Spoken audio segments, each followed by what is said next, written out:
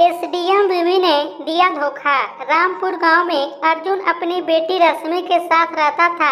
अर्जुन बहुत गरीब किसान था। एक दिन उसका तबीयत खराब हो गया और वह अपनी बेटी रश्मि से बोला, बेटी मैं अब तेरी पढ़ाई का खर्चा नहीं उठा पाऊंगा और ऊपर से ये बीमारी। रश्मि बोली, फिर मेरी पढ़ाई का क्या होगा पिताजी, मुझे नौकरी करनी है, क्या करूं बेटी, गरीब बाप है तेरा। यह सब सुनकर रश्मि अपने मन में सोचने लगी कि पिताजी अब मैं पढ़ाई कैसे करूंगी, पता नहीं क्यों इस गरीब घर में पैदा हो गई। रश्मि कॉलेज में पढ़ती थी और उसके पिता कई दिनों से बीमार थे, फिर भी कुछ खर्चे बचाकर रश्मि के लिए किताबें खरीदते थे, कॉलेज का फीस भरते थे, लेकिन उनका तबीयत बहुत ज़्यादा खराब हो गया, जिसके कारण वह काम पर भी नहीं जा पा रहे थे। रश्मि बचपन से ही पढ़ने लिखने में बहुत तेज थी, इसलिए उसे घमंड भी था।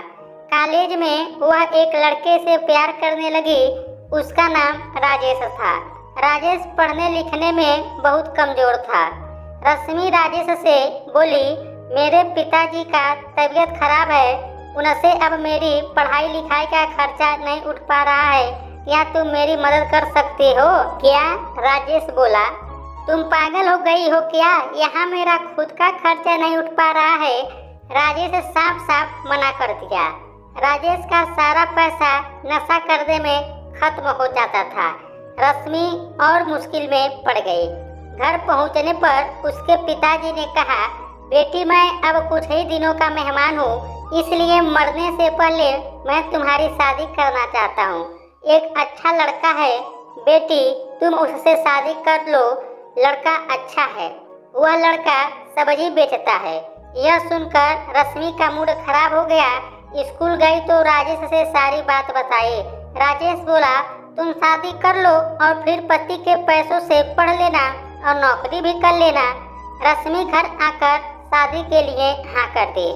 किसान के बेटे रामू के साथ रश्मि की शादी हो गई और शादी के कुछ दिनों के बाद रश्मि के पिता की मृत्यु हो गई।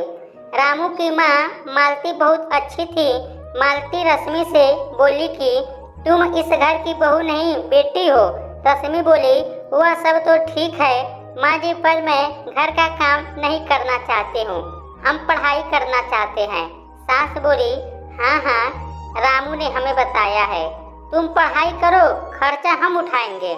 रश्मि फिर से कॉलेज जाने लगी और मालती घर का पूरा काम करते थे।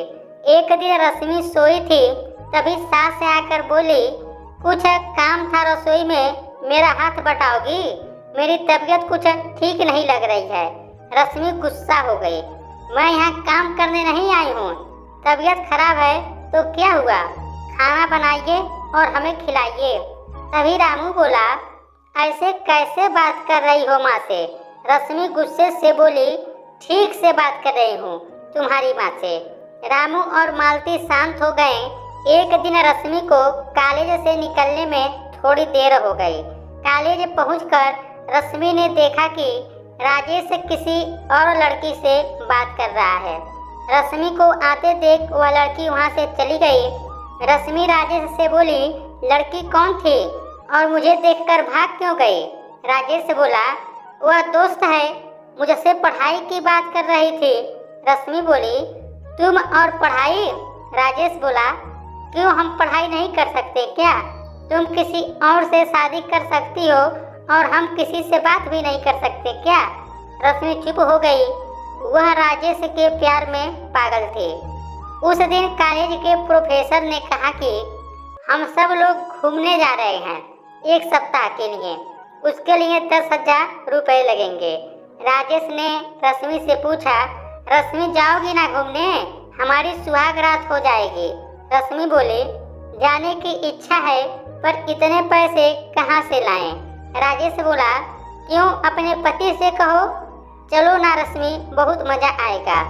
रश्मि घर लौटकर रामू से कही, उसे पढ़ाई करने के लिए 1 सप्ताह के लिए बाहर जाना है और उसके लिए उसे पैसे चाहिए। रामू बोला, मेरे पास तो 10,000 रुपया नहीं है, इतने पैसे कहाँ से आएंगे, हम गरीब हैं। रश्मि बोली, वो तो तुम शादी के पहले ही सोच लिए होते, मुझे कुछ नहीं पता, मुझे पैसे चाहिए।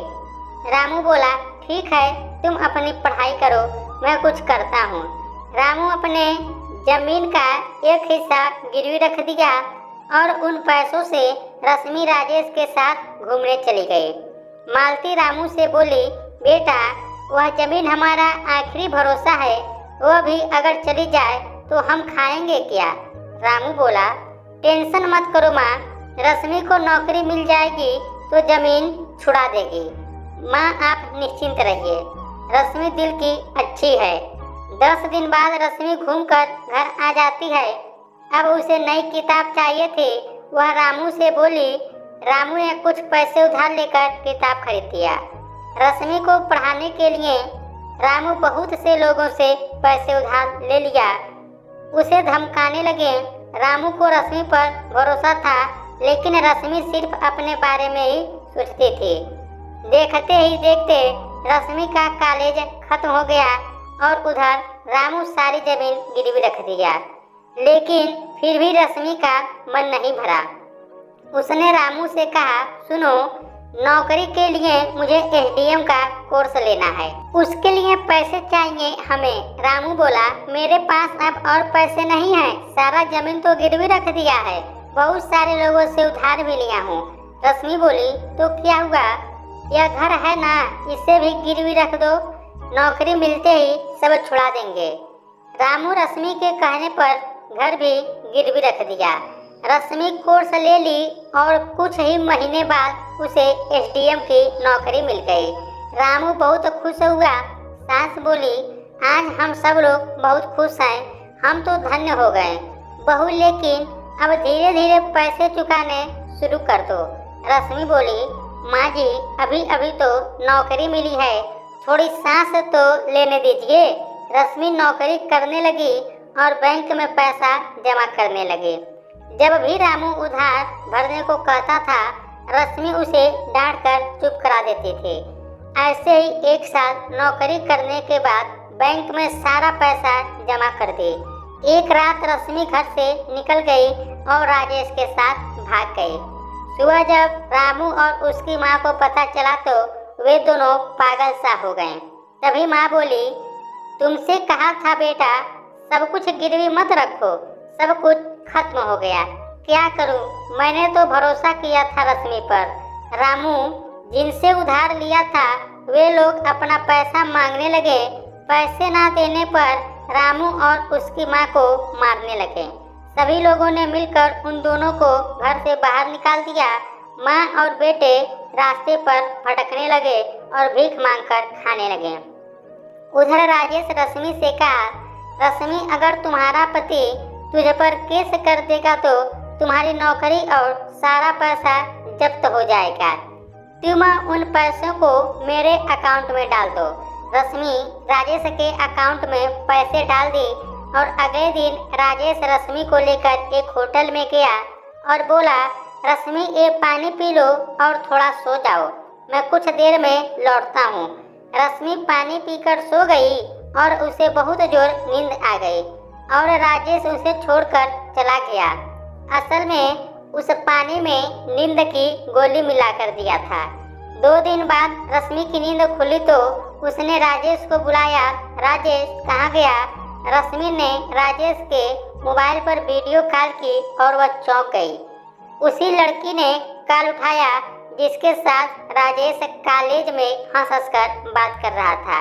उस लड़की ने कहा, हम और राजेश एक दूसरे से प्यार करते हैं, तुम्हारे साथ तो वह बस पैसों के लिए था, अब तुम कॉल मत करना। रश्मि के सर पर जैसे आसमान टूट पड़ा। मेरे साथ धोखा हुआ, यह कहकर वह रोने लगी।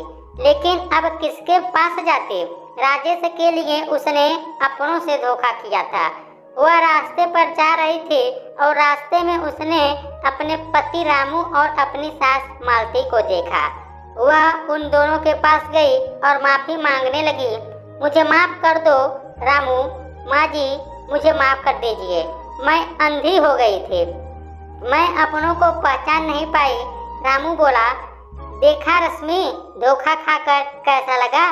सास बोली, बहू अभी भी तुम हमारी बहू हो। रश्मि रोने लगी। सास बहू को गले लगा ली। धोखा खाने के बाद रश्मि अपनी सास और पति के साथ रहने लगी। तीनों किराए के घर में रहने लगे। रश्मि नौकरी करने लगी और उधार चुकाने लगी। कुछ ही महीनों के बाद ही उसने सारा कर्ज चुका दिया। रामू को घर और जमीन वापस मिल गई। वह फिर से खेती करने लगा और रश्मि नौकरी करने लगी। साथ साथ घर के कामों में भी हाथ बटाने लगे। अब से वह तीनों खुशी खुशी रहने लगे। तो दोस्तों, आप लोगों को यह स्टोरी कैसी लगी है, अपनी राय हमें कमेंट बॉक्स में दीजिएगा। यदि आप लोगों को यह वीडियो अच्छा लगा है तो प्लीज़ वीडियो को लाइक कीजिएगा, शेयर कीजिएगा, साथ ही हमारे चैनल को भी सब्सक्राइब कीजिएगा। वीडियो देखने के लिए आप लोगों का बहुत बहुत धन्यवाद।